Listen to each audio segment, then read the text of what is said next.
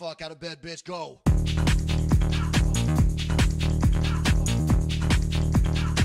Get up, and then they got go.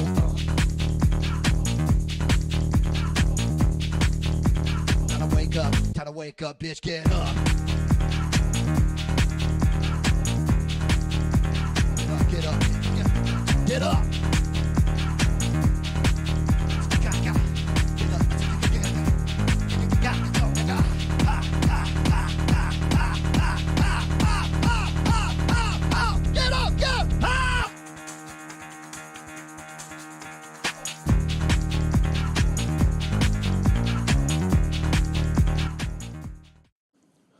Woo!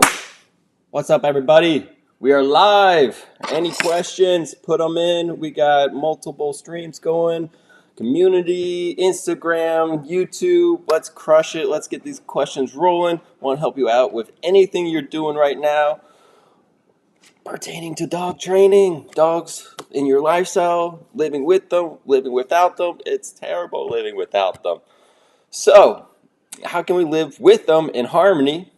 Where communication is super easy. You can give and go. Super easy.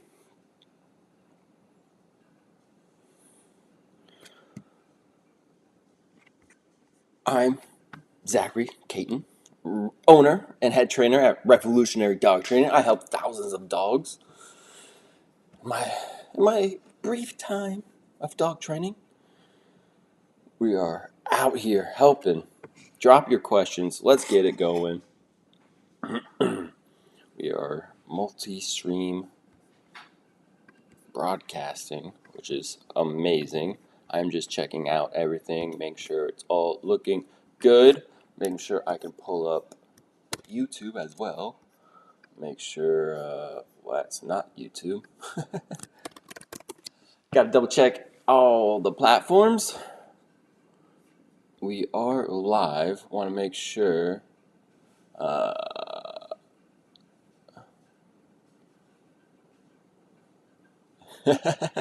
Yeah, exactly. Just had a comment on the Careful Florida Dog Owners post. If you haven't checked it out, check it out. Luckily, at least where I'm at in South Florida, we are, I think we're done with all the cold weather and frost. So we're all good. But botulism is very bad, is the comment. And it says the full botanical name.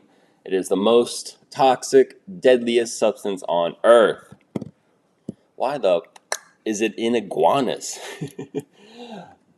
Let me just keep double checking something real quick. But yeah, it is terrible. We just uploaded a full video on it, going warning, a little PSA warning everyone. Not to let your dog sniff, chomp, play, do anything with a dead iguana, because it has those terrible chemicals, toxins in them, that will kill your dog. It's super harmful. If you don't take care of it, it's not even, oh man, just such a terrible way to go. But easily preventable, so we can ensure our dog's safety. I guess let's just keep going on this real quick. Since it got brought up, you can easily ensure your dog's safety by first, before you let them out in the backyard, let's just say you have a backyard or yard scenario, go out there, scan left, right, up, down, make sure there's no little, big, any size iguana, because that botulism will be in there and it's deadly. So we don't want it. It's so terrible to start seeing your dog going through paralysis, and then so I definitely don't want you guys to have that at all. When and this happens when the iguanas, a frost comes through Florida. It actually might be even more so northern Florida right now, because it's getting hit a little bit worse than South Florida with the weather. But still, they're going to freeze, go into hibernation, the iguanas, fall like it's raining iguanas, smack the ground. Usually they die. Then that's when they start decomposing and that terrible toxin starts getting released. And your dog goes over, sniffs it, picks it up, plays with it, or just starts going after it. They get it absorbed through their mouth, through those glands, and then within 24 hours you start seeing back leg paralysis or heavy breathing. There's more in that video of where I show you different symptoms to be looking and watching out for. We got to ensure their safety.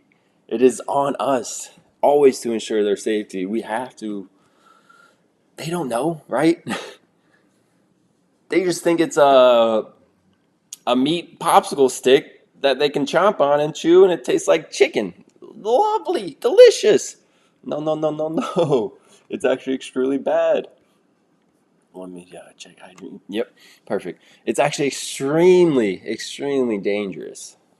Toxin, one of the worst on the planet, for sure. So, frost hits. You know, frost is going to hit. All Floridians are going to be talking about it and feeling it and putting on their parkas and trying to be warm out there. Check the yard. Scan everything. Make sure there is no hidden iguana under anything or in a crevice anywhere. If you have a yard. If you're going on a normal, you don't have a yard situation, so you have to go on a walk with your dog to get them to relieve themselves.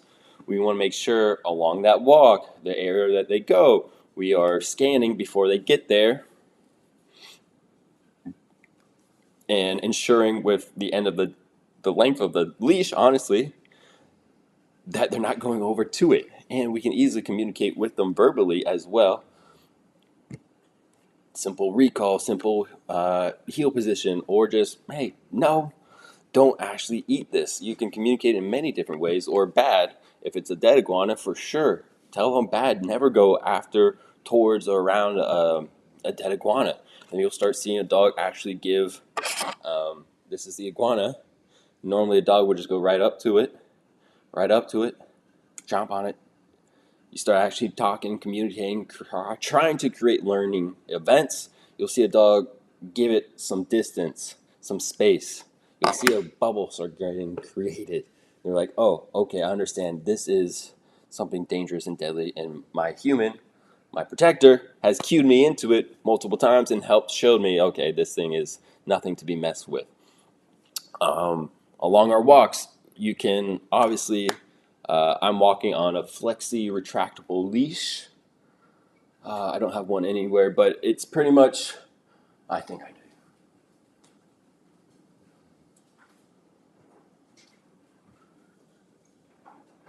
It's pretty much a long line that just automatically retracts itself. The Flexi brand is usually the one I'm using.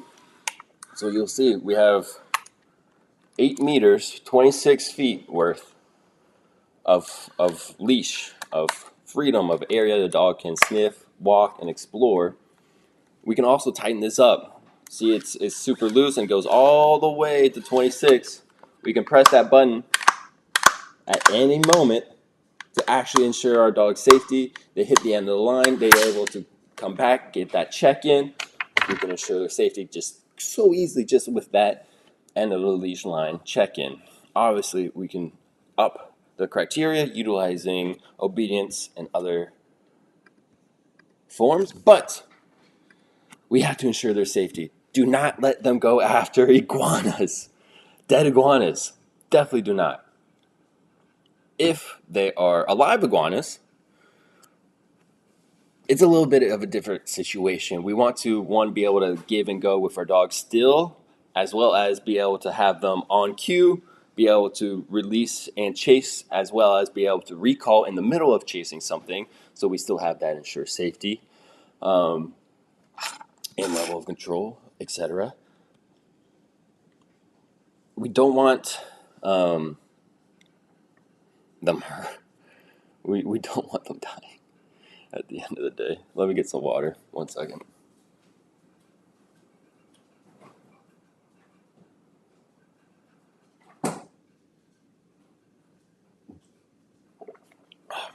And ensuring their safety is just hitting the end of the line at 4 feet instead of allowing them to have 26 feet because you're unsure of the area.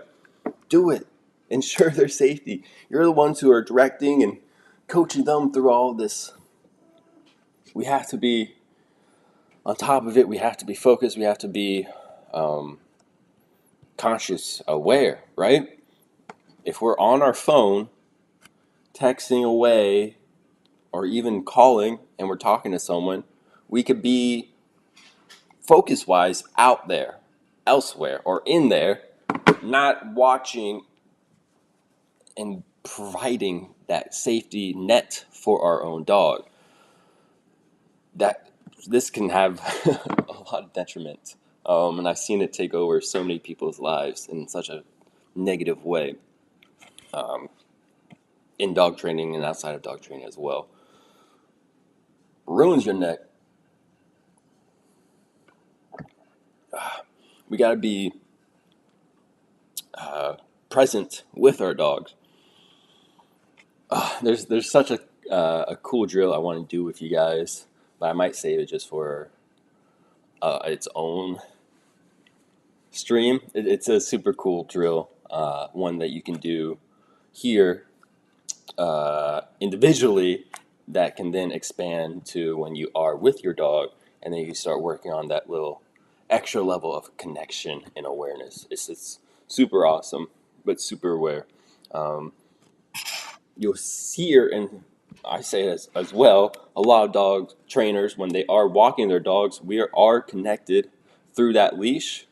Not only am I feeling and I'm aware of you through that leash, what you're doing, how you are feeling, how you are energetically as well. We can cue and figure that all out with leash and pressure and understanding movement as well when they're tied to us when we're walking them with their leash. Usually they're talking about like a 6 foot where they can feel it within like the tension and pressure. They can feel that with the fingers and understand where the dog is and isn't at position wise or energy wise on that walk. But you can even one step it farther, even you can completely feel the dog, not just through the leash, but you can be completely aware of them. Just a finer tune level of focus and consciousness for sure. But any questions on dog training, safety when it comes to anything? Let me know. Drop it down real quick. Otherwise, we're just gonna keep going to what I see fit, which might be anything. Not really a good time to talk about swimming. Most of the areas are cold. Freezing, so a lot of people are most likely going to be indoors more.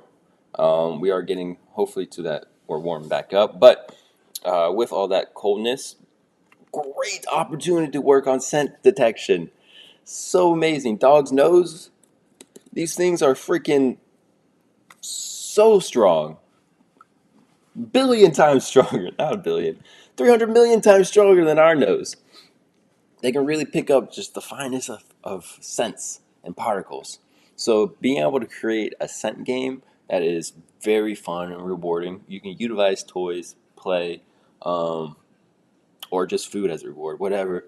But it's super fun and rewarding and innate. Being able to search and utilize that nose in a way, it's so fulfilling. So fulfilling.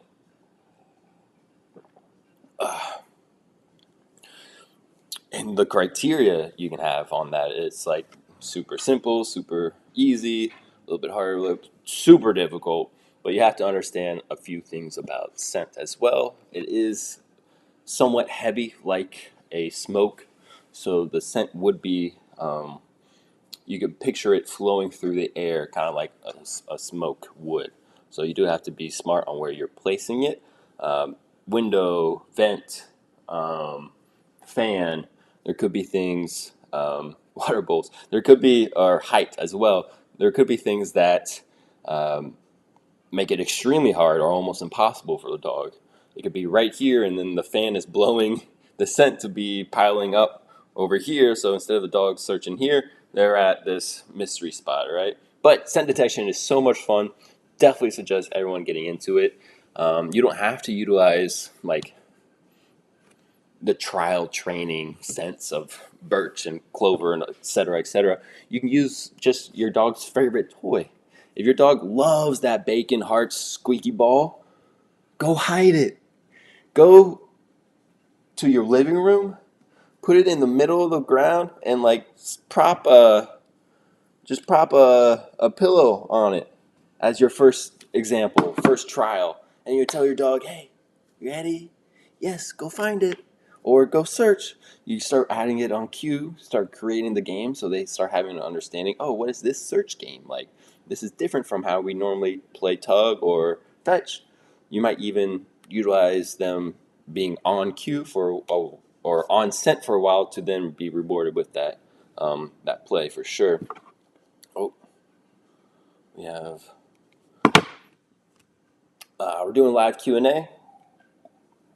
Currently talking about utilizing with the coldness kind of all over, how to utilize some indoor activities to really mentally and physically work your dogs and build up your the right proper relationship that is needed to have all that fun and to make it easy for them to understand and hear and be in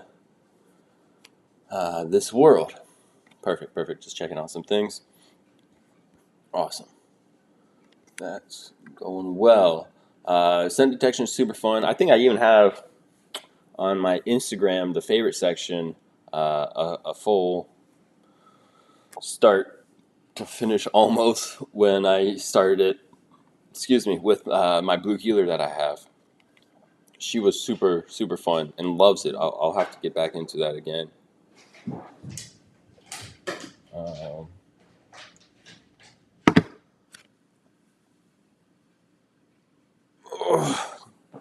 but scent detection is super fun.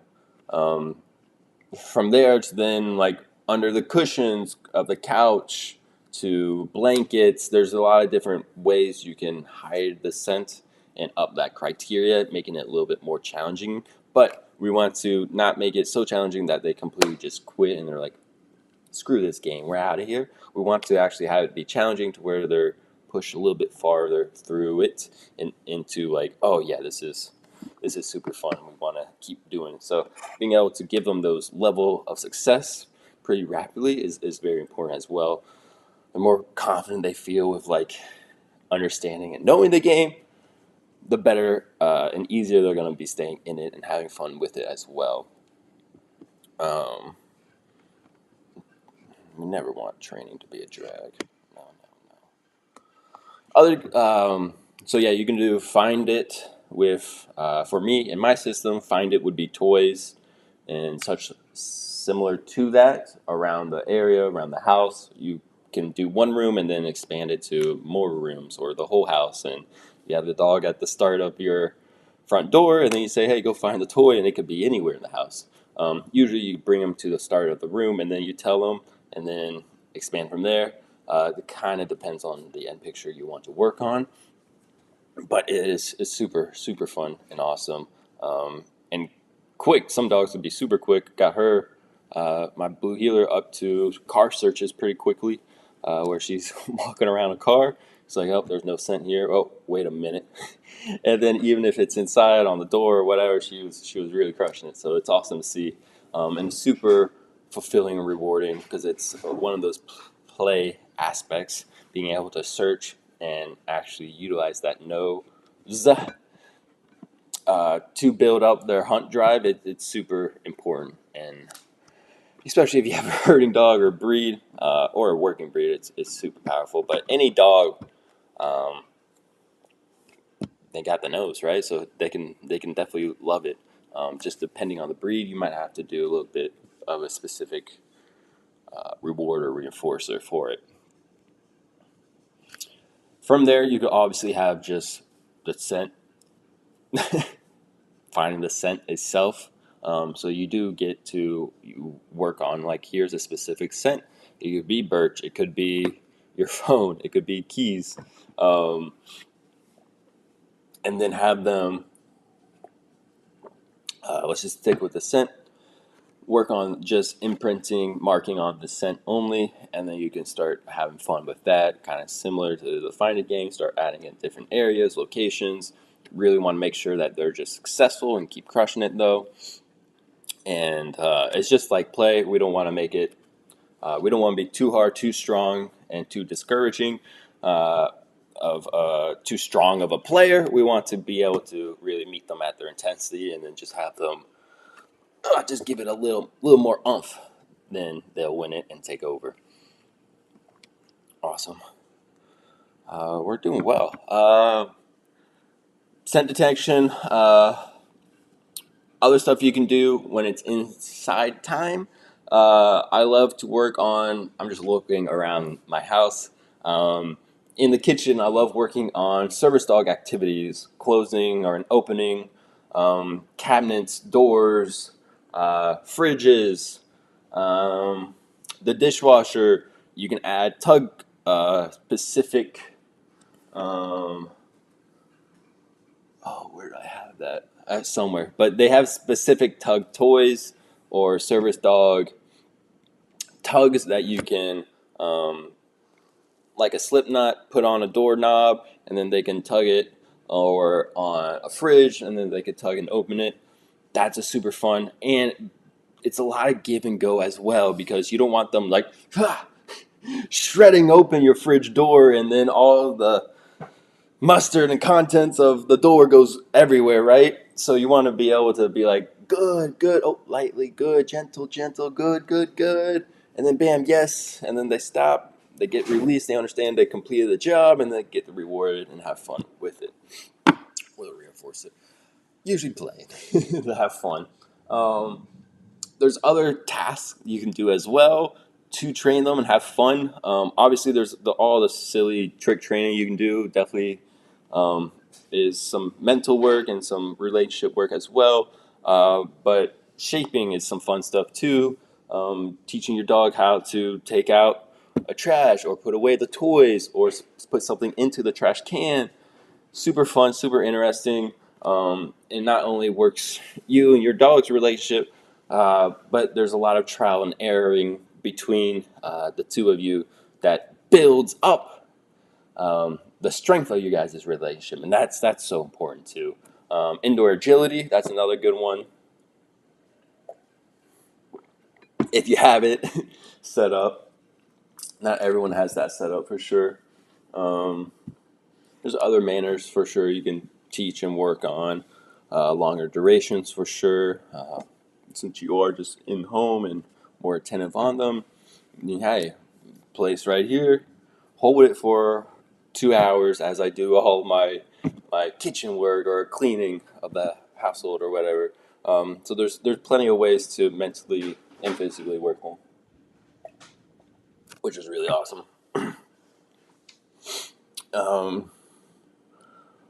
Yeah, there's so many others. There's service dog. There's different types of alerting you can work on. Even with scent detection as well, if you're able to swab at the specific timing and then utilize that for specific dog scent training, for specific service, um, for specific services, because it all can be different, but or the rhyme and reason can change behind it for sure, but, depending on the person and the dog and the reasons.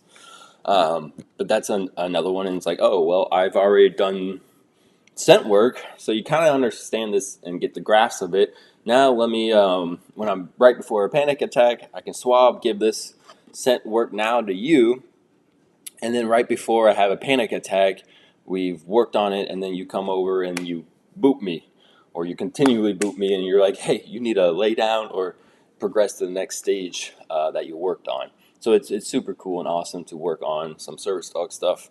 so they can help you out in your life as well.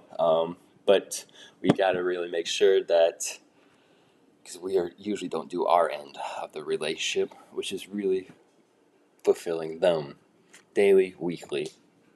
So we got to make sure we're really on top of that as well. Other fun things you can do inside is just take a nice chill day, relax. Next day, work on it, get it hard. Doesn't always have to be go, go, go, go, go. You also want to be able to have a dog change up their normal lifestyle and routine and be able to flow and easily go with it as well and not feel like stressed or anxious. So you want to be able to work on a lot of different scenarios with your dog. Even as simple like go fetch me a water or a beer, whatever that normal one is, that can add different layers, multiple layers to it too. So super fun stuff. I hope you guys got some good information and knowledge from this live stream. If you have any more questions or concerns, you can DM me personally and I'll get back to you, or join the lifestyle community and then we can really help you out and make sure you're in complete harmony with your pups. So love you guys. Keep having fun. Play with your dog today. Make sure you're doing your part of the relationship. All right, go play.